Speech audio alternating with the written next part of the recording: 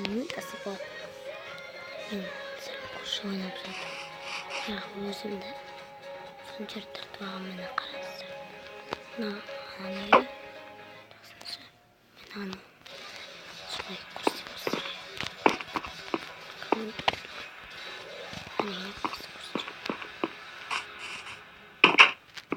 Жазғы алаңда теңді доппен жасалатын теңді тәсілдерді меңгергің келсе, бізге қосыл. Футбол әліппесімен таныс бол.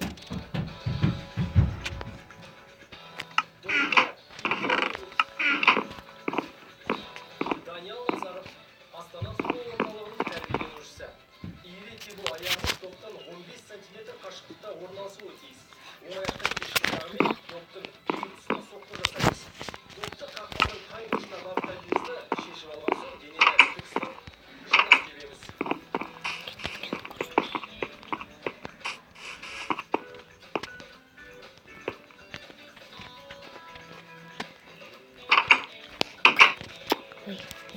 Пенальти тебу психологиясы.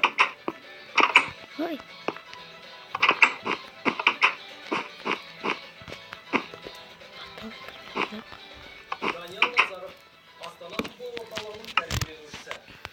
Әлгі Данияр, Астана футбол орталығының тәрбиеленушісі. Пенальти футболдағы маңызды айып тобы. Ол ойын ережесі бұзылған жағдайда жүзеге асырылады. Қақпаға 11 метр қашықтықтан тебіледі.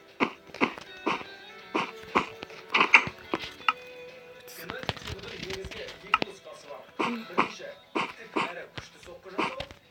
Екінші, алдамшы қимыл арқылы қақпашыны жабылу.